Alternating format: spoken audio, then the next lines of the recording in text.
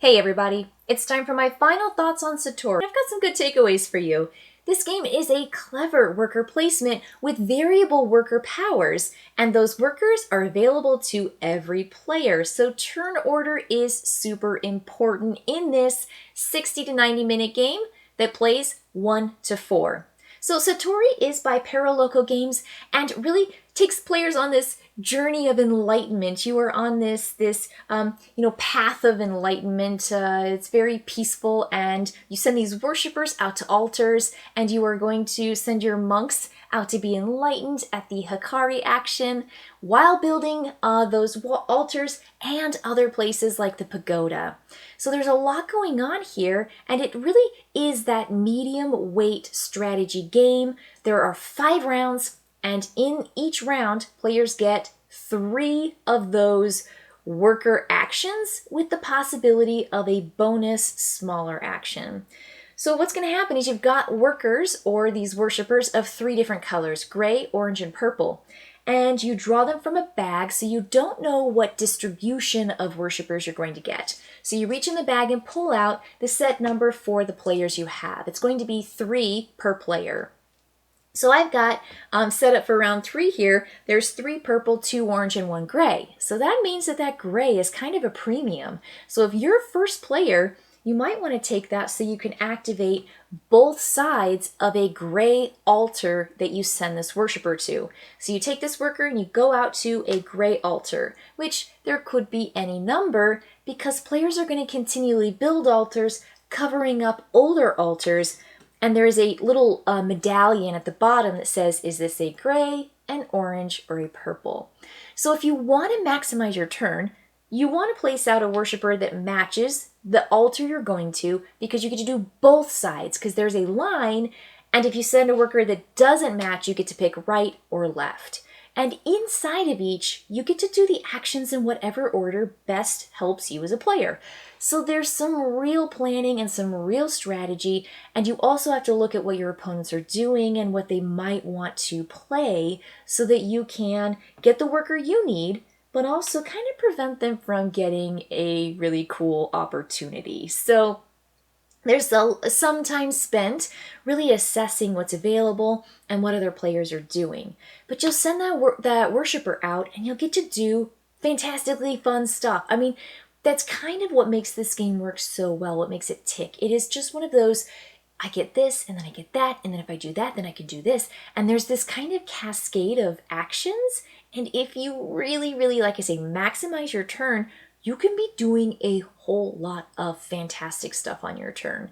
And I like it. I mean, like, it just can be really, really satisfying, especially when you get 3 actions or 3 turns, and then the round is over. And there's 5. So you're getting 15, but it's that kind of 15 super juice thing. So, for example, I can come here, I can send my worker out, and I can gain resources. There's the stone, the wood, the emerald, and the money, and the mon.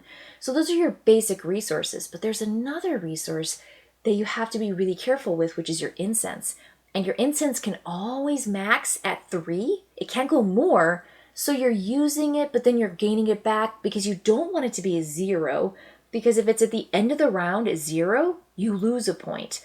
But incense is kind of what you use to buy a lot of stuff, and so incense is super important. You can never forget about incense. But then you can do things like building more altars. You can help build the pagoda for money and resources.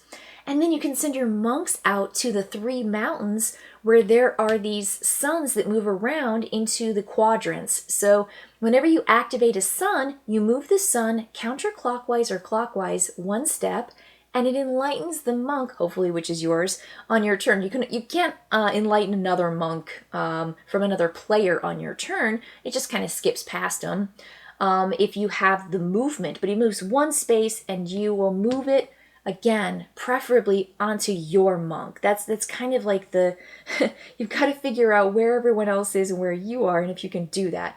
And if you light them up, you just get the tile. You don't have to do the tile, but the tile's really good. So the tile might just like give you stuff, but it also might ask for things giving you better things. And so when you take it, it becomes a commodity, but it also gives you cool stuff that might give you another thing, to get another thing, to do another thing.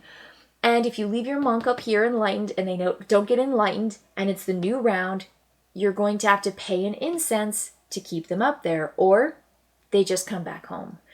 So it's just this really interesting maintaining what you have, building up what you have, and then using those workers in the best order possible.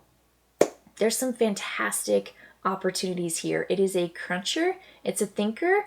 I'm going to say closer to the 90 minutes than the 60, but it is such a lovely theme and really juicy for the 90 minutes. I will say the more you play it, the more you understand the strategy and the better you get, but the more you really start seeing opportunities you didn't see when, of course, you first learned and played the game. There's a lot here to like. I think it would be helpful if there were like a player aid for end of round and end of game scoring, just so that every player knew what's coming up and like what's going to happen and in what order you're going to follow through the end of the round steps, because there can be a little bit of forgetting and not knowing what's going to happen at the end of each round and at the end of the game.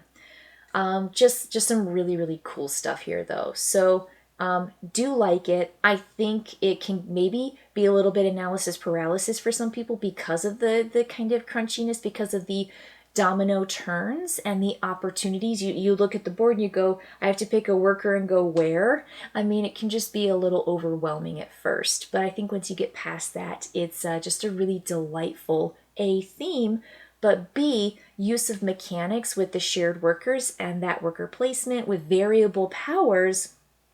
So cool. Very cool.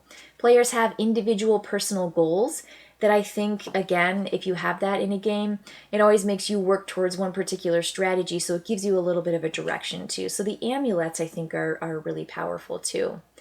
Just a really delightful game here in Satori. All right, folks. Thanks for staying tuned to my final thoughts. I will catch you later.